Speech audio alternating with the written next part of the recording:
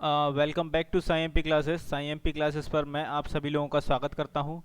तो दोस्तों, जैसा कि आपको यहाँ कुछ प्रश्न दिखाई दे रहे हैं, तो ऐसे ही प्रश्न आपको आगे मिलने वाले हैं जो कि आपके एमपी पुलिस एग्जाम के लिए बहुत ज़रूरी होंगे। तो चलिए स्टार्ट करते हैं अपना आज का क्लास। देखिए, ये है अपना पहला प्रश्न। प्रश्न क्या है? जयविलास महल किस जिले में स्थित है? आपसे क्या पूछा गया है? जो जयविलास महल है वह किस जिले में स्थित है? तो देखिए, ये एग्जाम में कब पूछा गया है? एमपी ग्रुप 2 2020, मतलब जो रिसेंट में एग्जाम हुआ है अभी ग्रुप 2 का, उसमें ये पूछा जा चुका है। और साथ ही साथ ये एसएससी सीएचएसएल 2016 में भी पूछा गया प्रश्न है। देखिए ऑप्शन क्या है? पहला है ग्वालियर, दूसरा है भोपाल, तीसरा है उज्जैन और चौथा क्या है? रीवा। तो मैं यहाँ आप लोगों को इसका उत्तर बता दूं, ऑप्शन नंबर जो फर्स्ट है इसका बिल्कुल सही आंसर हो जाएगा। कौन सा? ग्वालियर। मतलब ग्वालियर में जो है जयविलास पैलेस स्थित है। अब थोड़ा सा बात करते हैं ग्वालियर की। तो ग्वालियर क्या है दोस्तों? इसे तानसेन की नगरी भी बुलाया जाता है। क्या बुलाया जाता है? तानसेन की नगरी। तो ये भी आप लोगों को पता होना चाहिए। तानसेन की नगरी के उपनाम से कौन जाना जाता है? तो ये ग्वालियर जाना जाता है। ठीक है। और ग्वालियर में जो है यहाँ पर क्या है? यहाँ पर लक्ष्मीबाई इंस्टीट्यूट है, फिजिकल इंस्टीट्यूट। ठीक है। लक्ष्मीबाई फिजिकल इंस्टीट्यूट कहाँ पर है? ग्वालियर में है। और साथ ही साथ यहाँ पर क्या है? लक्ष्मीबाई का जो समाधि स्थल है वह भी कहाँ पर है? ग्वालियर में। तो ये भी आप लोगों को पता होना चाहिए, एग्जाम में बहुत बार पूछा जाता है लक्ष्मीबाई का समाधि स्थल किस जिले में या किस जगह स्थित है। तो आप क्या बताएंगे? ग्वालियर बताएंगे। चलिए बढ़ते हैं नेक्स्ट प्रश्न की ओर। तो देखिए, ये है हमारा नेक्स्ट प्रश्न। प्रश्न क्या है? मध्य प्रदेश के किस स्थान पर लाला हरदौल की कहानी प्रसिद्ध है? देखिए पहला ऑप्शन क्या है? खजुराहो, दूसरा है ओरछा, तीसरा है उज्जैन, चौथा क्या है? महेश्वर। देखिए ये एमपी पीवी एग्जाम में पूछा जा चुका है। अब एग्जैक्ट सन तो मेरे को याद नहीं है, इसलिए मैं यहाँ लिखा नहीं हूँ। ठीक है। तो चलिए मैं अब इसका आपको उत्तर बताता हूँ। तो ऑप्शन इसका 2 जो है बिल्कुल सही उत्तर हो जाएगा। कौन सा? ओरछा। मतलब ओरछा जो है लाला हरदौल की कहानी के लिए प्रसिद्ध है। अब बात करते हैं दोस्तों ओरछा की। तो ओरछा क्या है? इसकी स्थापना किसने की थी? तो राजा रुद्र प्रताप सिंह ने। कौन है? राजा रुद्र प्रताप सिंह। आपसे एग्जाम में पूछ लेगा तो आप क्या बताएंगे? राजा रुद्र प्रताप सिंह। और किस सन में की थी? ये 1531 में की थी। कब की थी? 1531 सन में जो है इसकी स्थापना की थी। और ओरछा जो है दोस्तों, आपको बता दूं मैं, ये बेतवा नदी के किनारे पर स्थित है। कौन सी नदी है यहाँ पर? यहाँ पर क्या है? बेतवा नदी के किनारे पर ये जो है स्थित है। अब साथ ही साथ ओरछा से एक और प्रश्न है जो अभी रिसेंटली में चल रहा है, क्योंकि अभी आप सभी लोगों को पता होगा राम मंदिर का निर्माण चल रहा है। तो यहाँ से एक और प्रश्न पूछा जा सकता है। क्या पूछा जा सकता है? प्रश्न है, रामलला का मंदिर कहाँ स्थित है? किसका? रामलला। यहाँ मैं लिख दे रहा हूँ आपके सामने। रामलला का मंदिर कहाँ स्थित है? तो ये मध्य प्रदेश के ओरछा में स्थित है। कहाँ पर? मध्य प्रदेश के ओरछा में। तो ये आप लोगों को सभी को पता होना चाहिए, इसलिए यहाँ पर मैंने लिख दिया है। तो इस तरीके से हमने इस प्रश्न में कम से कम 3 से 4 प्रश्न जो है कवर कर लिए। अगर हम 10 प्रश्न भी पढ़ते हैं तो हम ऑलमोस्ट 40 प्रश्न जो है कवर कर लेंगे। चलिए नेक्स्ट क्वेश्चन देखेंगे। देखिए नेक्स्ट प्रश्न क्या है? प्रश्न है, मध्य प्रदेश में किस मृदा को कपास मृदा के नाम से जाना जाता है? देखिए पहला ऑप्शन क्या है? ए है लेटेराइट मिट्टी, दूसरा है जलोल मिट्टी, तीसरा है लाल पीली मिट्टी और चौथा क्या है? काली मिट्टी। तो उम्मीद है इसका उत्तर तो जो है सभी लोगों को पता होगा। तो इसका सही ऑप्शन क्या हो जाएगा? ऑप्शन डी जो है इसका बिल्कुल करेक्ट उत्तर है। मतलब कौन सा? ऑप्शन डी, काली मिट्टी। काली मिट्टी को जो है कपास मिट्टी के नाम से जाना जाता है। और ये प्रश्न जो है एमपीपीएससी 2003 में पूछा जा चुका है। ये तो मुझे सन पता थी, इसीलिए मैंने लिख दिया यहाँ पर। ठीक है। लेकिन और भी एग्जाम में ये प्रश्न बहुत बार पूछा जाता है, और ना केवल मध्य प्रदेश के एग्जाम में बल्कि एसएससी लेवल के एग्जाम में भी ये प्रश्न बहुत बार पूछा जाता है। ठीक है। अब थोड़ा सा बात करते हैं काली मिट्टी की। तो देखिए दोस्तों, इसका एक और नाम है, वह क्या है मैं आपको बता देता हूँ।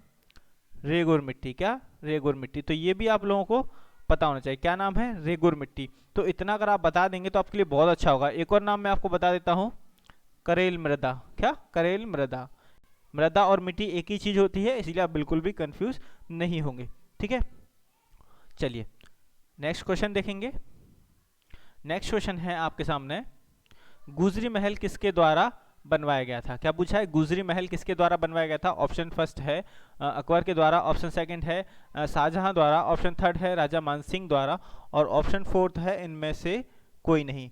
तो यहाँ पर मैं आप लोगों को इसका सही उत्तर बताना चाहूंगा। उससे पहले मैं आपको बता दूं, ये प्रश्न देखिए एमपी पुलिस 2015, 16 और 17 में लगातार पूछा गया प्रश्न है। अब देखिए बात करते हैं इस प्रश्न के उत्तर की। तो इसका ऑप्शन सी है जो बिल्कुल करेक्ट उत्तर हो जाएगा। गुजरी महल किसके द्वारा बनवाया गया है? तो ये राजा मानसिंह द्वारा बनवाया गया है। और ये कहाँ पर स्थित है? तो ये ग्वालियर किले में स्थित है। ठीक है। ग्वालियर किले की तलहटी पर जो है ये स्थित है। तो ये भी आप लोगों को पता होना चाहिए। कहाँ पर? ग्वालियर किले में। और ग्वालियर का जो किला है उसे क्या बोला जाता है? भारत का जिब्राल्टर। इतना भी अगर आप बता देंगे तो आपके लिए बहुत अच्छा होगा और आपको बहुत कुछ इसे सीखने को भी मिलेगा। अब यहाँ से दोस्तों मैंने आपको बताया था ग्वालियर का एक और नाम मैं आपको बता देता हूँ, इनकी क्या है, गालव ऋषि की भूमि।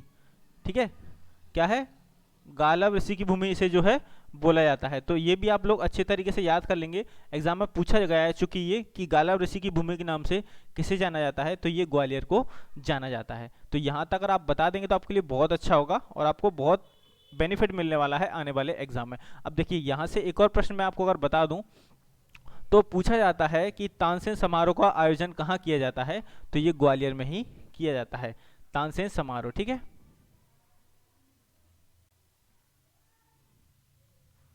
इतना आपको पता होना चाहिए। चलिए बढ़ते हैं नेक्स्ट प्रश्न की ओर। अब देखिए प्रश्न है यहाँ पर है, मध्य प्रदेश में पाई जाने वाली लाल पीली मिट्टी का रंग पीला क्यों होता है। आपसे पूछ लिया गया है लाल पीली मिट्टी का जो पीला रंग होता है वह क्यों होता है। देखिए पहला ऑप्शन है नाइट्रोजन के कारण, दूसरा ऑप्शन है लो ऑक्साइड के कारण, तीसरा ऑप्शन है फेरिक ऑक्साइड के कारण और ऑप्शन फोर्थ क्या है, फॉस्फोरस के कारण। तो देखिए अगर आप लोगों को यहाँ पर पता है तो बहुत अच्छी बात है, अगर नहीं भी पता है तो चलिए मैं आपको बता देता हूँ। देखिए ऑप्शन सी जो होगा इसका बिल्कुल करेक्ट उत्तर है। मतलब कौन सा, फेरिक ऑक्साइड के हाइड्रेशन के कारण। किसके कारण, अगर आपसे और भी एग्जामिनर पूछ लेता है तो क्या बता देंगे आप, हाइड्रेशन। फेरिक ऑक्साइड के हाइड्रेशन के कारण जो है इसका रंग क्या होता है, पीला होता है। इतना आप लोगों को पता होना चाहिए। अब चलिए यहाँ पर अगर बात करते हैं लाल रंग की, तो ये आप लोग मुझे जो है कमेंट में बताइए कि लाल पीली मिट्टी का रंग जो है लाल क्यों होता है। ठीक है, आप ये लोग मुझे कमेंट करके बताइए, अगर किसी को पता है तो बहुत अच्छा है, मैं आपके कमेंट का जरूर रिप्लाई दूंगा। चलिए नेक्स्ट क्वेश्चन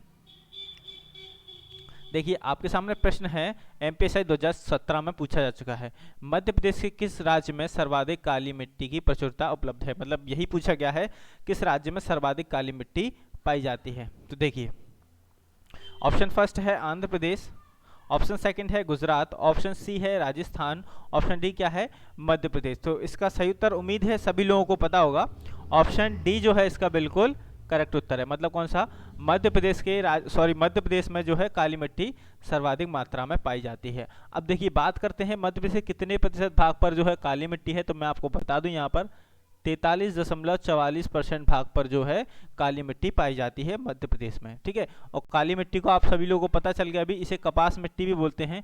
लेकिन अगर बात करें अंतर्राष्ट्रीय स्तर पर तो इस मिट्टी को क्या बोला जाता है, तो देखिए अंतर्राष्ट्रीय स्तर पर इसे क्या बोला जाता है, चेरनोजम। ठीक है, चेरनोजम जो है इसे बोला जाता है अंतर्राष्ट्रीय स्तर पर। मतलब अगर वर्ल्ड वाइड इसकी पहचान किस नाम से है तो वो चेरनोजम नाम से है। ये आप लोग याद करके रखेंगे तो आपके लिए बहुत ज़्यादा अच्छा होगा। और काली मिट्टी की बात करते हैं तो ये दोस्तों क्या है, कपास के लिए और मूंगफली के लिए और सोयाबीन के लिए। ठीक है, इन तीन फसल के लिए बहुत ज़्यादा मतलब अमृत है एक तरीके से, आप ये मान लीजिए। और आपको पता है मध्य प्रदेश में सर्वाधिक मात्रा में काली मिट्टी पाई जाती है, इसलिए मध्य प्रदेश में जो है सोयाबीन का उत्पादन भी अधिक होता है, इसलिए मध्य प्रदेश को जो है सोया राज्य भी बोला जाता है। क्या बोला जाता है, सोया राज्य। ये भी आप लोगों को पता होना चाहिए, क्या बोला जाता है, सोया राज्य जो है मध्य प्रदेश को बोला जाता है, क्योंकि यहाँ पर जो है सोयाबीन की उत्पादकता सर्वाधिक है। चलिए हाँ, थोड़ा सा मैं आपको एक और चीज़ बताना चाहूँगा यहाँ पर। जैसे अभी मैंने आपसे पूछा था लाल पीली मिट्टी में पीला रंग क्यों होता है, तो यहाँ पर काले रंग इसका क्यों होता है, तो मैं आपको बता देता हूँ, लोह ऑक्साइड की अधिकता का। किसकी, आप लोह मानिए, लोह की अधिकता के कारण जो है इसका रंग जो है काला होता है।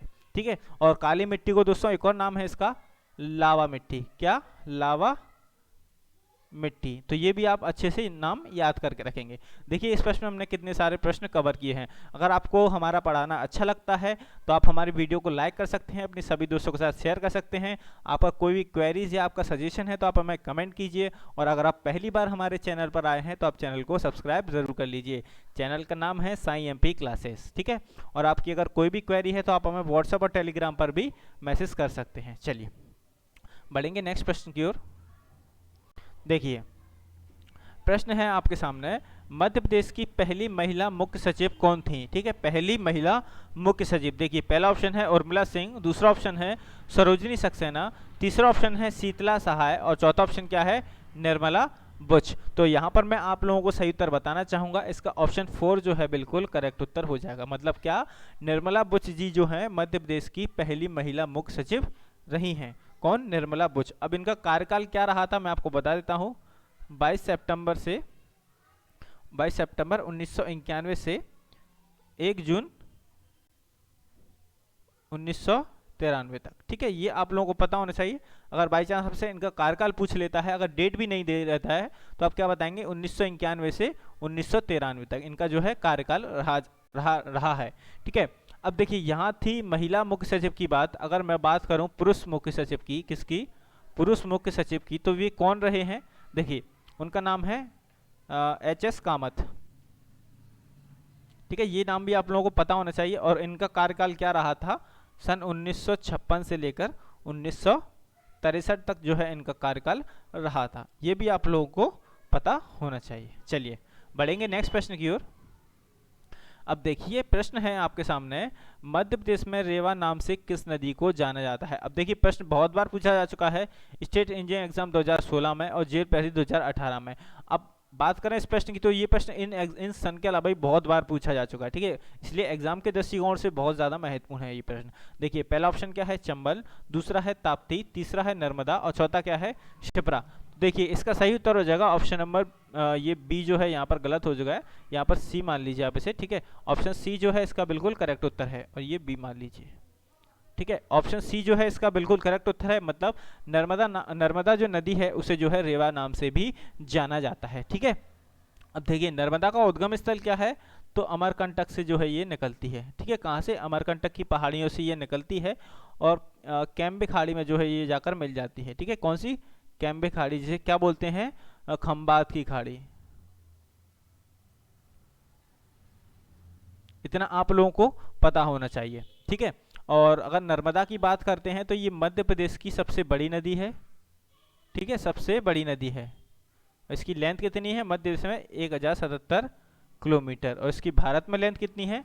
1312 किलोमीटर। ठीक है, चलिए बढ़ेंगे नेक्स्ट प्रश्न की ओर। वैसे तो दोस्तों क्या है, नर्मदा के बहुत सारे नाम हैं, जैसे मेकलसुता हुआ, नामादोष हुआ, तो ये सभी नाम मैं आप लोगों को पहले बता चुका हूं। अगर आपको नहीं पता है तो आप हमारी पिछली क्लासेस जाकर देख सकते हैं, आपको बहुत सारी क्लासेस आपको मिल जाएंगे। चलिए बढ़ेंगे नेक्स्ट प्रश्न की ओर।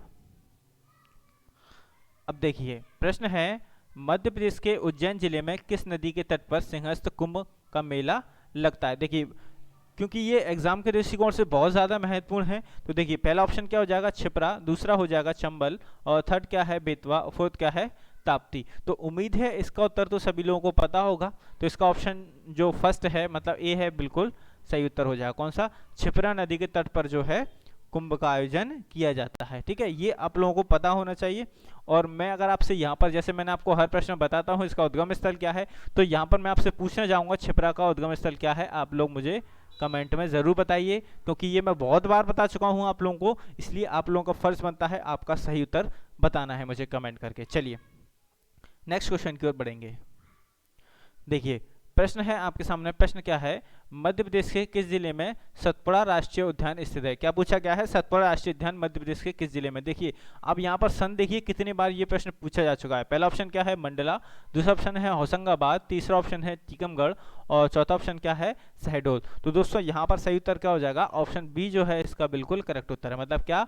मध्य प्रदेश के होशंगाबाद जिले में जो है सतपुड़ा राष्ट्रीय उद्यान स्थित है। ठीक है, और बात करते हैं सतपुड़ा राष्ट्रीय उद्यान की, तो इसकी स्थापना की गई थी सन 1981 में जो है इसकी स्थापना की गई थी। और इसका नाम सतपुड़ा क्यों पड़ा? सतपुड़ा रेंज के कारण जो है इसका नाम पड़ा। ठीक है, सतपुड़ा रेंज के कारण जो है इसका नाम पड़ा। तो ये भी आप लोगों से अगर पूछ लेता है तो आप लोग बिल्कुल बता पाएंगे। चलिए बढ़ेंगे नेक्स्ट प्रश्न की ओर। अब देखिए प्रश्न है आपके सामने, मध्य प्रदेश में पंचमढ़ी अभ्यारण्य की स्थापना किस वर्ष की गई थी? क्या पूछा गया आपसे? पंचमढ़ी अभ्यारण्य की स्थापना किस वर्ष की गई थी? देखिए पहला ऑप्शन क्या है? 1974, दूसरा ऑप्शन है 1977, तीसरा ऑप्शन है 1979 और चौथा ऑप्शन क्या है? 1983। तो देखिए यहाँ पर मैं आप लोगों को बताना चाहूँगा ऑप्शन सी जो है इसका बिल्कुल करेक्ट उत्तर हो जाएगा। मतलब क्या? 1977 में जो है पंचमढ़ी अभ्यारण्य की स्थापना की गई थी मध्य प्रदेश के होशंगाबाद में। ठीक है, कहाँ पर की गई थी? मध्य प्रदेश के होशंगाबाद में। तो ये जगह भी आप लोग याद रखेंगे अच्छे तरीके से। अब देखिए इसमें से एग्जामिनर क्या प्रश्न पूछता है, ज़्यादातर इसमें से प्रश्न ये आता है कि इसकी स्थापना की गई, और उसके अलावा पूछता है इसे जैव आरक्षित क्षेत्र कब घोषित किया गया? कौन सा? जैव आरक्षित क्षेत्र। देखिए इसे भारत सरकार मतलब केंद्र सरकार के द्वारा जो है इसे 1999 में, ठीक है, और यूनेस्को द्वारा इसे 2009 में, कब, यूनेस्को द्वारा कब, 2009 में इसे जैव आरक्षित क्षेत्र घोषित किया गया, और भारत सरकार द्वारा जो है इसे 1999 में जैव आरक्षित क्षेत्र घोषित किया गया। और ये मध्य प्रदेश का पहला जैव आरक्षित क्षेत्र है, इसीलिए इससे प्रश्न बहुत बार पूछा जाता है, आप लोग अच्छे तरीके से याद रखेंगे। मैंने आपको बताया है कोई भी चीज़ अगर पहली बार है, सबसे ऊंचा बड़ा सबसे पहला जो स्टैटिक जीके में आता है वो बहुत ज़्यादा महत्वपूर्ण होता है और उससे एग्जाम में ज़रूर प्रश्न पूछे जाते हैं हमेशा, ठीक है। चलिए बढ़ेंगे नेक्स्ट प्रश्न की ओर। अब देखिए प्रश्न आपके सामने क्या है दोस्तों, मध्य प्रदेश के किस राष्ट्रीय उद्यान को लैंड्स ऑफ व्हाइट टाइगर के नाम से भी जाना जाता है? क्या लैंड्स ऑफ व्हाइट टाइगर के नाम से भी जाना जाता है? ये एएनएम ट्रेनिंग सिलेक्शन 2016 में पूछा जा चुका है। देखिए पहला ऑप्शन क्या है, फॉसिल राष्ट्रीय उद्यान, दूसरा है माधव राष्ट्रीय उद्यान, तीसरा है वादावगढ़ राष्ट्रीय उद्यान और चौथा क्या है, सतपुड़ा राष्ट्रीय उद्यान। तो देखिए इसका सही उत्तर क्या हो जाएगा, ऑप्शन जो सी है इसका बिल्कुल करेक्ट उत्तर है। कौन सा दोस्तों, ऑप्शन सी इसका बिल्कुल करेक्ट उत्तर है, मतलब बांधवगढ़ राष्ट्रीय उद्यान। अब दोस्तों यहाँ पर मैं एक छोटी सी अपनी गलती बताना चाहूँगा आप लोगों को। मेरी जो पिछली क्लास थी जिसमें मैंने आपको नेशनल पार्क के बारे में बताया था, तब मैंने इसकी स्थापना जो है गलती से 1981 बता दी थी आप लोगों को, तो वो 1981 ना होकर 1968 है। आप लोग वहाँ पर मेरा कमेंट है तो जो मैंने पिन कर दिया है वो भी आप लोग देख लेंगे, ठीक है ना, क्योंकि आप लोगों तक गलत नॉलेज नहीं पहुँचना चाहिए, इसलिए मैंने आपको यहाँ पर दोबारा से बता रहा हूँ, ठीक है।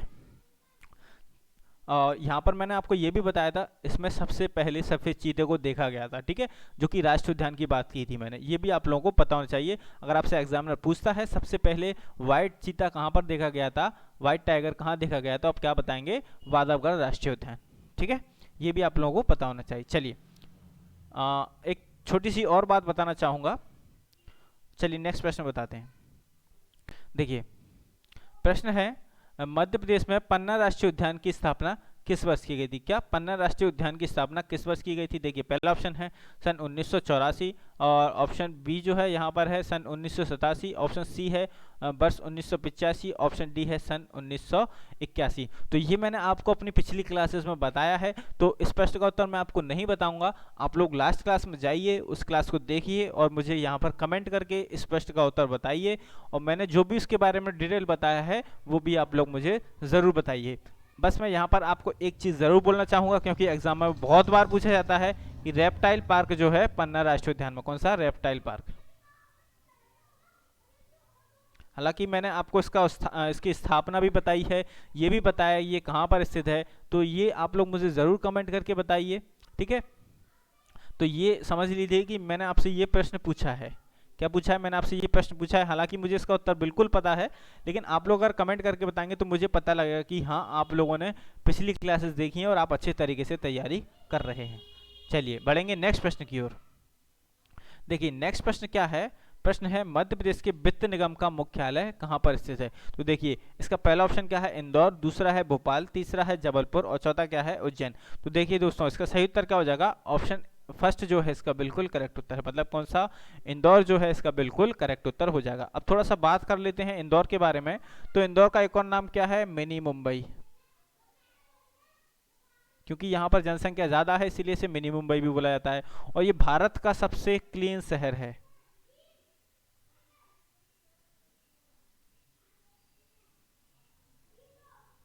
ठीक है, भारत का सबसे क्लीन शहर कौन सा है, आप बताएंगे, इंदौर। और इंदौर जो है खान नदी के किनारे पर बसा हुआ है, ठीक है, खान नदी के किनारे पर बसा हुआ है, और इसे मध्य प्रदेश की आर्थिक राजधानी भी बोला जाता है। कौन सा, आर्थिक राजधानी, आर्थिक या व्यावसायिक राजधानी भी इसे बोला जाता है। तो ये भी आप लोग अच्छे तरीके से याद कर लेंगे तो बहुत अच्छा होगा, मैं आपको हर बार ये चीज़ ज़रूर बताता रहता हूँ, ठीक है।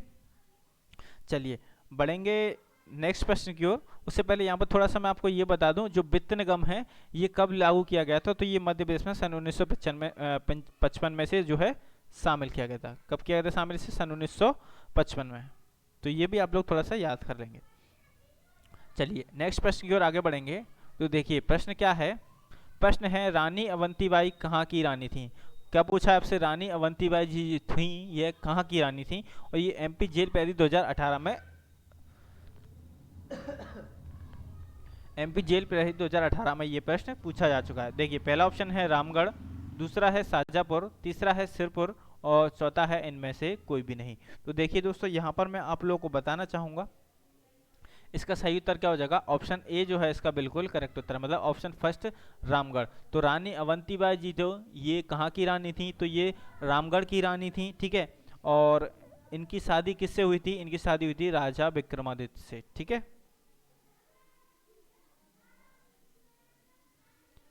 इसीलिए इन्हें जो है रामगढ़ की रानी बोला जाता था, क्योंकि विक्रमादित्य थे ये रामगढ़ के राजकुमार थे, ठीक है। और रानी अवंतीबाई जी थी, ये जो है अंग्रेजों से लोहा लेते हुए वीरगति को प्राप्त हुई थी। इन्होंने अंग्रेजों को परास्त भी किया था एक बार।